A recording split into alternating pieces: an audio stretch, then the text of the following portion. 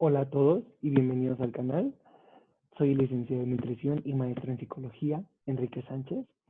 Aquí hablaremos sobre nutrición clínica, nutrición deportiva, dietética y psicología de la nutrición. No olviden suscribirse al canal y darle clic a la campanita para estar al corriente de los videos que vamos a ir subiendo. Comenzaremos. De manera inicial, vamos a hablar sobre el proceso de salud de enfermedad y la intervención nutricional que conlleva este proceso. ¿Vale? Este proceso es multidisciplinario y tiene gran importancia psicológica, pero también para la parte del tratamiento nutricional es importante conocer e identificar ciertos puntos clave. Hay que entender la definición que nos da la OMS sobre salud y bueno, nos dice que es un estado de completo bienestar físico, mental y social, y no solo es la ausencia de la enfermedad o de afecciones que esta conlleva. Nos habla de que, bueno, entendemos que es un balance, es un equilibrio entre todo lo que rodea al individuo y, bueno, también las afecciones que podría conllevar, ¿vale? Este proceso de salud o enfermedad es un proceso mediante el cual el usuario pasa de un estado de salud a enfermedad y que este involucra diferentes aspectos sociales y económicos que influyen en el tiempo de proceso, la asimilación que conlleva y la aceptación del mismo. No todos los usuarios lo toman de la misma manera, no todos los usuarios tienen el mismo ambiente o se desarrollan en el mismo ambiente y bueno, el proceso que lleva y obviamente la salida de este es diferente para cada uno. Asimismo, el estado psicológico del usuario anterior y actual predeterminan o determinan el proceso y el cierre de este, ¿vale? Existen diferentes conductas de salud durante el transcurso de este proceso. Estas conductas se encuentran vinculadas al estilo de vida y a la forma de vivir de cada individuo, que es lo que ya les había mencionado. No todos lo llevan de la misma manera, no todos lo asimilan de la misma manera y va a depender mucho el medio en el que cada uno se desarrolla. Entre estos tipos de conductas o de formas de vivir se encuentra la cultura, los valores, las costumbres y determinan de forma implícita o explícita valores para este proceso, que bueno, tiene afecciones o implicaciones en el aspecto de salud y de enfermedad. En el estilo de vida de las personas se pueden adoptar diferentes tipos de conductas para promover, proteger y mantener la salud, denominadas conductas preventivas. ¿Okay? Estas conductas normalmente se realizan previo a una enfermedad y las entendemos como una parte de cuidado para evitar la enfermedad.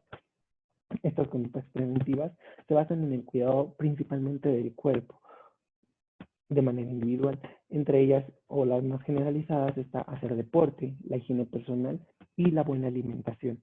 Que bueno, como lo vemos en la situación actual del país, la parte del hacer deporte es fundamental para el fortalecimiento del sistema inmunológico, hablando sobre la pandemia del COVID, ¿vale?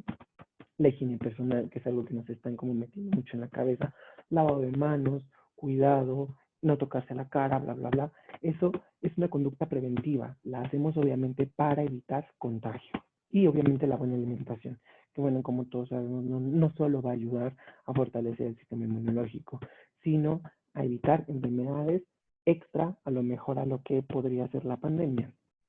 Estas conductas pueden y llegan en muchas ocasiones a convertirse en hábitos de salud y son importantes en el proceso de salud de enfermedad. No todas las personas, o lo hemos visto actualmente, que están acostumbradas a ese lavado de manos, a esa higiene personal, y bueno, ha resultado bastante complicado de manejar por parte de las autoridades.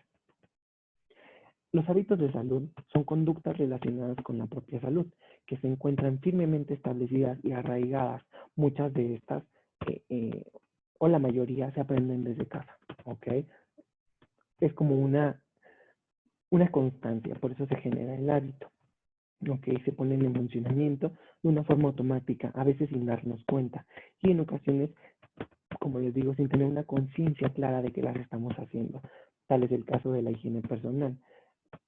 Muchas de las veces nos vamos y lavamos las manos sin darnos cuenta de que nos estamos lavando las manos, ¿vale? Nos lavamos los dientes, hay que bañarnos. Muchas de las veces no identificamos que es un proceso o un hábito para el cuidado de la salud, pero sabemos que hay que hacerlo, ¿no? Al ser conductas aprendidas, se adquieren, se mantienen y se extinguen también, obviamente. Si no las practicamos, como cualquier hábito, se van perdiendo. Existen diferentes características de conductas de salud. De manera casi general, se ponen en marcha una conducta de salud cuando el individuo es perseguido por una amenaza. Regresando a la situación actual, obviamente podemos decir que gran parte de la población no tenía esos cuidados necesarios para evitar contagio. Al sentirnos amenazados de manera importante, es cuando comenzamos a hacer higiene personal, ese lavado de manos, evitar tocarnos la cara, bla, bla, bla, porque nos sentimos amenazados ante el contagio, en la cual estos se encuentran, nos dan susceptibilidad y obviamente le damos una gravedad aumentada que percibimos, ¿ok? Todas estas situaciones, toda esta susceptibilidad, toda esa gravedad que entendemos, muchas de las veces no las da o no las entendemos a partir de los medios de comunicación, enfermedades cercanas al individuo. Tenemos a un paciente enfermo con una enfermedad contagiosa, nos da parte de susceptibilidad, gravedad, ¿ok? La información de las masas, que es lo que está sucediendo ahorita, ¿ok? Esa información generalizada a toda la población también influye muchísimo. Ahora, la enfermedad se va a involucrar en función al tipo, al tiempo, según sea aguda, crónica, el pronóstico que tenga, y la evolución, e incluso la edad de afección y el sexo del individuo, que son cosas bastante importantes, ¿ok? Todo esto lo estamos viendo de manera actual. La enfermedad no les va a dar a todos, no todos son susceptibles de la misma manera, ¿ok? Hay algunos que son más susceptibles, hay algunos que son más vulnerables a esto, ¿ok? La enfermedad se vivirá diferente y se generará una situación diferente a su alrededor. Regresando a la parte inicial, no todos la vivimos de la misma manera, no todos la llevamos de la misma manera y no todos salimos de ese proceso de la misma manera, ¿ok? La enfermedad en el entorno familiar genera una crisis y modificación del sistema o del vínculo que podemos tener en la familia, dando como posible resultado disfunción y vulnerabilidad. Los factores de vulnerabilidad tenemos algunos, ¿no? Entonces, vamos a hablar de manera inicial con el tipo de enfermedad, ¿ok? ¿Cuál es la etiología de la enfermedad? ¿Cuál es la gravedad de la misma? Y el tratamiento que esta conlleva. Todos estos factores generan parte de complejidad o simplicidad a la enfermedad, ¿ok? ¿Cuál es la etiología? ¿Qué gravedad tiene? Y bueno, ¿cuál es el tratamiento? Muchas veces el tratamiento tiene afecciones bastante importantes para la parte del apego, principalmente. Okay, como segundo punto, la estructura y dinámica familiar y social también influye demasiado. En esto entra toda la parte del apoyo económico, la sostenibilidad que tiene el paciente, la moral y el apego y vínculos que tiene el paciente con su círculo familiar, círculo cercano social o incluso parte de trabajo. Tenemos los factores de tensión existentes en la vida, como es el momento en el cual se presenta la enfermedad y factores internos y externos que esto conlleva. Muchas veces el hecho de decir, bueno, estoy en una edad temprana y tengo una enfermedad que puede llegar a ser crónica, tiene una afección súper impactante en el estado de ánimo y en el estado psicológico del usuario, ¿vale? Es como un ejemplo.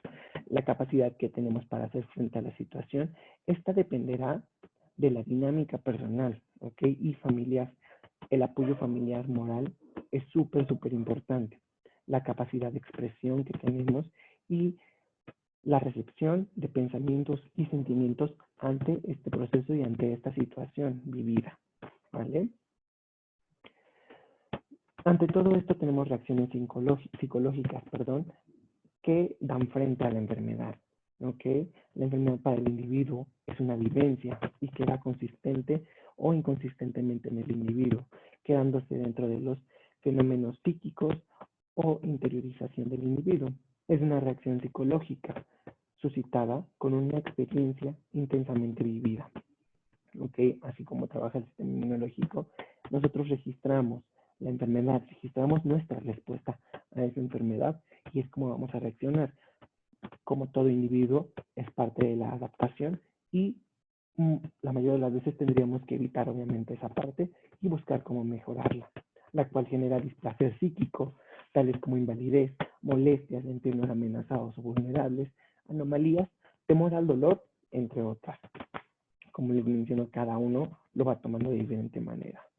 Las reacciones psicológicas ante la enfermedad generalmente son reacciones permanentes, ya que se tiende a regresar al estado de salud psicológico previo a la enfermedad al finalizar la misma.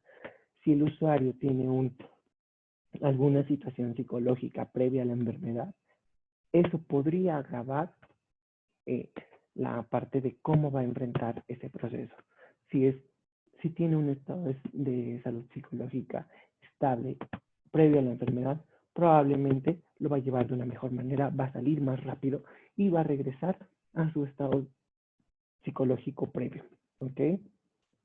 La regresión, que es una conducta infantil por el tratamiento, hospitalización o enfermedad. Esta conducta normalmente la van a tomar la mayoría de los pacientes, pero va a ser más grave en pacientes con algún tipo de afección psicológica previa.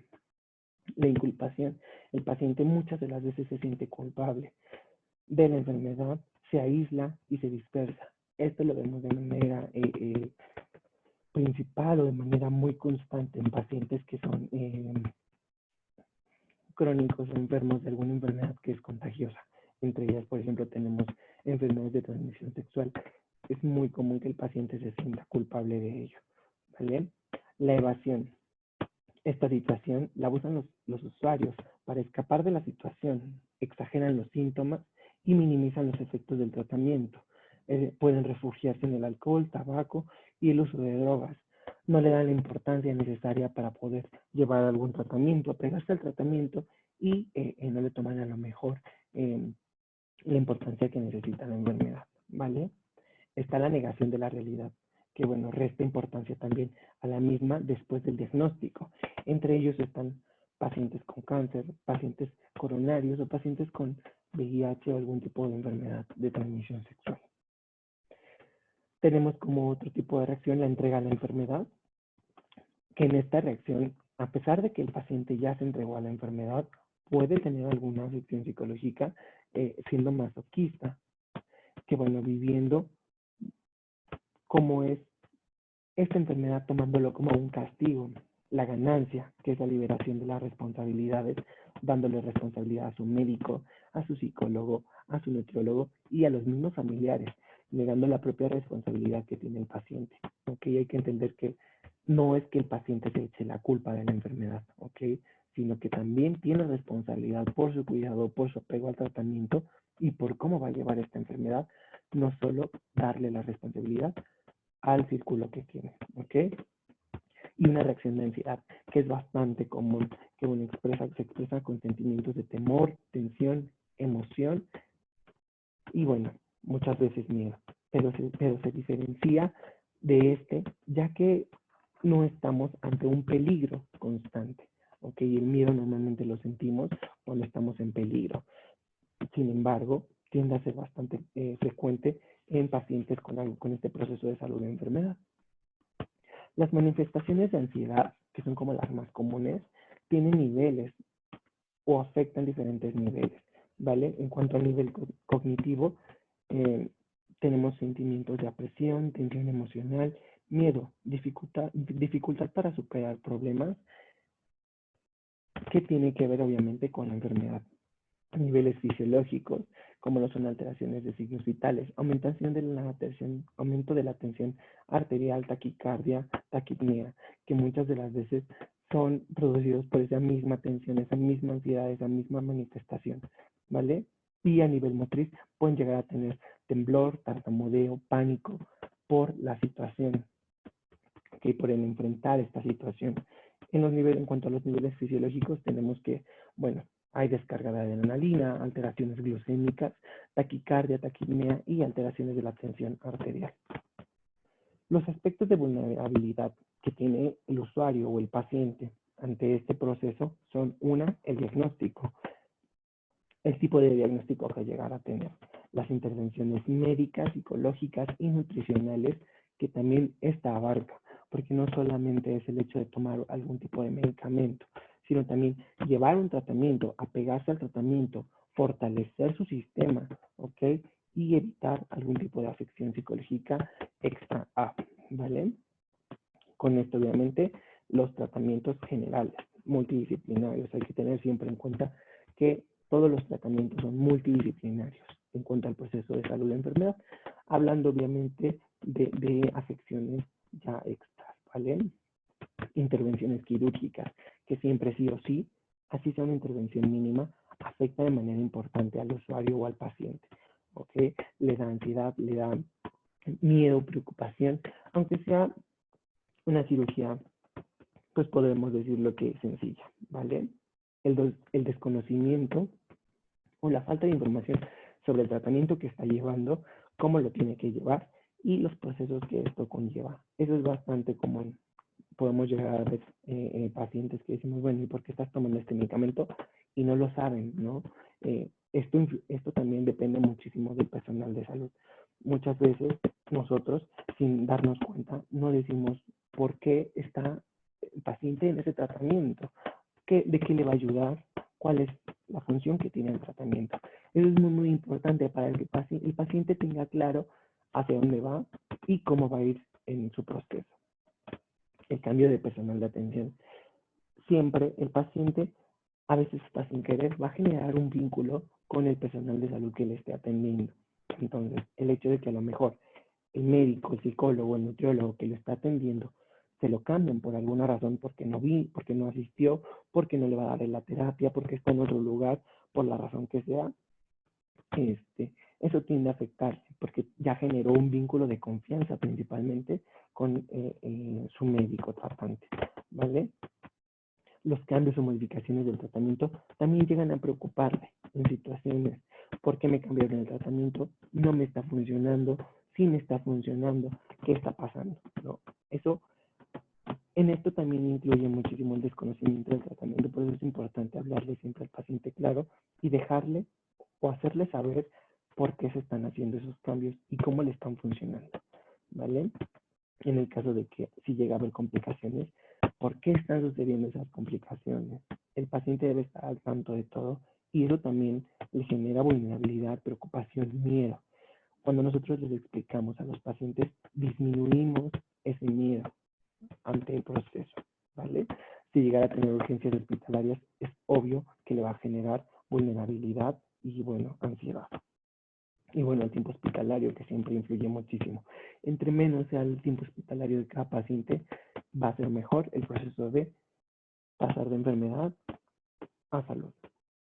Y bueno, en cuanto a la intervención profesional nutricional, vamos a hablar de manera muy general, porque cada enfermedad, cada paciente va a ser individualizado, ¿ok?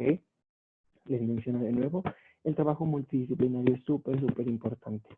No solo el nutriólogo tendría que tratar alguna afección, no solo el médico y no solo el psicólogo. Lo que es importante aquí es que cada especialista pueda identificar puntos clave para poder tomar una alerta y poder canalizar a otro personal de salud, ¿vale? Diagnósticos e intervenciones psicológicas en conjunto. A pesar de que, bueno, digamos, soy nutriólogo, pero también tengo una maestría o una especialidad que tiene que ver con psicología, no me hace psicólogo ni terapeuta, ¿vale? Solamente me funciona para tomar en cuenta esos puntos claves, detectar esos puntos claves que me van a ayudar a mejorar el apego al tratamiento del paciente, a mejorar su proceso de salud de enfermedad, ¿vale?